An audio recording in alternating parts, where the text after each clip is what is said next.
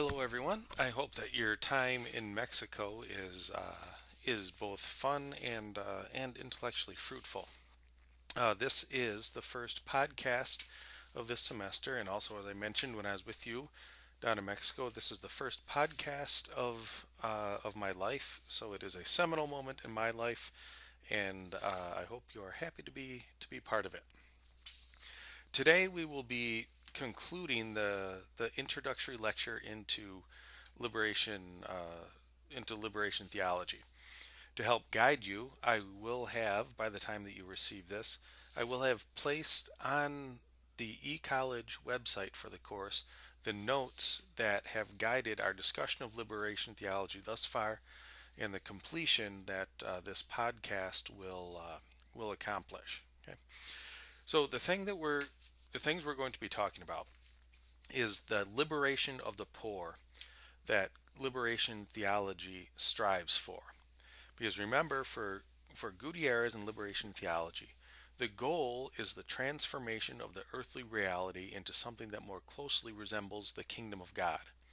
The kingdom of God is an earthly reality that takes on heavenly characteristics, or is transformed, if you will, into a heavenly and earthly hybrid reality, so that what happens on this earth has bearing in the kingdom of God, because in fact the kingdom of God is this earth transformed. So this working towards the kingdom can be found in the struggle of the poor for a threefold liberation. The first liberation for Gutierrez is what he calls a sociopolitical liberation. And this means that here on earth, as earth works and moves ever closer to the kingdom of God, people will be free from oppression. They will be free from economic oppression, where the rich take advantage of the poor economically. And so we discussed how in some poor neighborhoods, people do not have access to cheap goods that they need for their lives, cheap food, clothing, and shelter. And in fact, they oftentimes pay more than the rich do. Likewise, people who do not have much money, they do not they do not provide much of an incentive for rich people to accommodate them. Because if you are a store owner who is trying to make a profit, you are more likely to cater to the needs and the desires of the wealthy, because they will spend more money in your store than a poor person would. So one of the first steps of liberation is economic liberation. That people need access to the economy, to money, and the quality of life that is associated with equal access to the economic system. The second part of sociopolitical liberation is the notion of social liberation.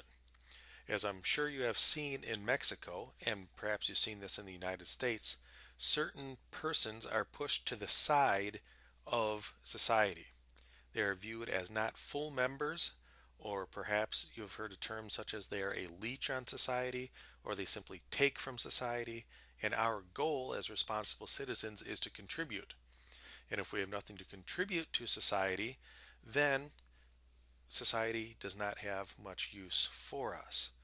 So we need to think here, first of all, is it true that no one, or that in some cases people cannot make a contribution to society?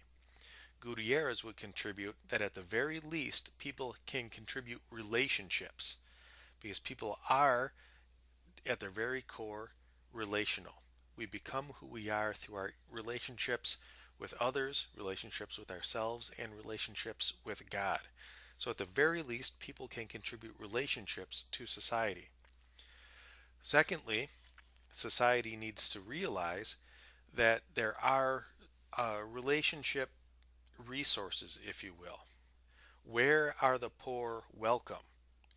Where are they sent signals, either overt or perhaps they might be insinuated, that certain people are not welcome in certain areas, and thus they are being denied equal access to the society? So the poor also need social liberation. a welcoming of the poor rather than viewing them skeptically, as if poverty is always, in every case, their fault and therefore they should suffer the consequences. The third aspect of sociopolitical liberation is political liberation. And what this means is that the poor need to have a voice in the government, in the general living of a given society. For political theology, we are relying once again on the Greek term polis, which is usually translated as city, but what it really means is a set of customs or guidelines or a general way of living with one another so that people can form a society. In these societies, there are leaders who ensure that these societal expectations and customs are met. In the United States, we elect officials who try to shape a given society or a given polis. The problem is that, again, the poor are not viewed as having anything to contribute to these leaders, and thus the powerful, speaking politically, previously we're talking about the financially powerful. Now we're talking about the politically powerful, and the politically powerful really have no reason to side with the poor. The poor generally are not as politically active. The poor do not have any resources to contribute to societal leaders, etc., etc.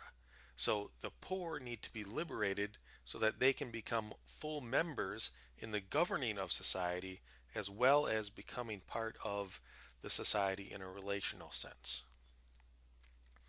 The second form of liberation after sociopolitical liberation is anthropological liberation. And this means that people need to be free to be fully human. And as I just said, people become fully human in their relationships. If relationships suffer, then they are not acting in a fully human manner. We can see this in the ways that we describe people who commit heinous crimes. We say that they have become like animals or beasts. They are no longer human. Terms like that indicate that when people are not living up to their identity or dignity as a human being, then we say that they are less than human. So if people are not able to enter right relationships, then they are not able to live up to their full dignity as a human being. And relationships can be discouraged in any numbers of ways. Perhaps, as we've said, people are denied access to the social arena or social area where people can establish relationships. Another factor that diminishes relationships is the notion of competition. If resources are scarce, as they are among the poor, then people are more focused on ensuring their own survival through access to those resources than developing their relationships or friendships. So imagine, if you will, if you're in a crowd with a bunch of hungry people and there is only one loaf of bread in the room.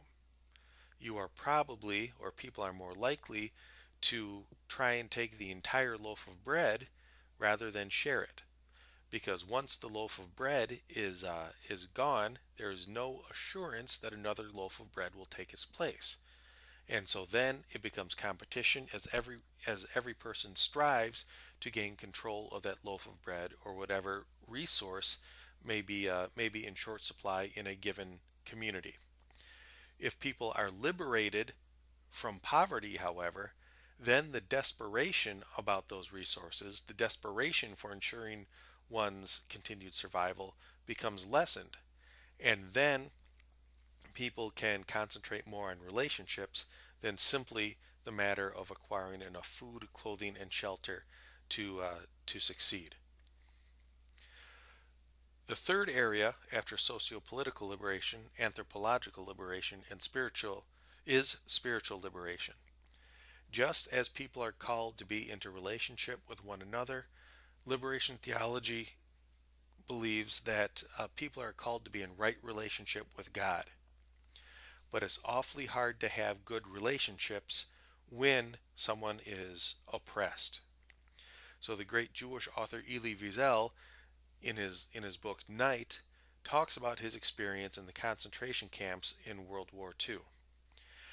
And in one of the camps in which he was interned, some people tried to escape and they were caught.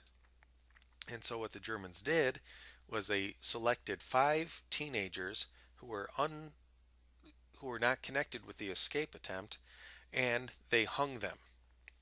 And they forced every prisoner in that camp to walk by their bodies hanging from the end of a rope, and they forced all of those prisoners to turn and look at them. And Elie Wiesel writes that at that moment God died, because in the state of such an oppression, of witnessing such oppression, he came to the conclusion that many people do. How in the world can I believe in God when life is so hard? How can we truly speak of a loving God when people live in such abject poverty as they do in some parts of Latin America and other parts of the world? If, however, the poor are liberated, then that allows relationships with God to grow both on part of the poor and on the part of other people. The poor can come to the realization more easily that yes, indeed, God does care for me. And by seeing the miracle of liberation, God can seem more real for people who are looking on or looking at the state of oppressed people. Secondly, if people are spending 6 hours a day walking to find clean water, or they're forced to work 14-hour shifts for a minimal amount of money, often very hard, labor-intensive jobs, then they don't really have that much time to devote to prayer or one's relationship with God. So imagine, if you will, if you're a mother who has to walk 5 miles each way to find clean water and then carry that water back by hand or balancing on your head or whatever. You're probably thinking about how hot the sun is or how heavy the water is, not how wonderful God is. And the irony, of course, is that this is when people need God the most. That when the world lets people down, God is still there. And as we mentioned in our first meeting way back in December, when no one else is on the side of the poor, God is indeed on the side of the poor. Okay, this concludes my first podcast. If you have any questions about it, please feel free to contact me through email, and I can answer any of your questions. Please be thinking about your papers. I know that you're very busy. You're probably having quite a bit of fun down there as you're getting adjusted to Mexico, but please do not let the papers slip. Submit rough drafts, ask me questions, make sure that you understand the article correctly, etc., etc. So I look forward to talking with you again in the future, and look for another podcast next Friday. Thank you.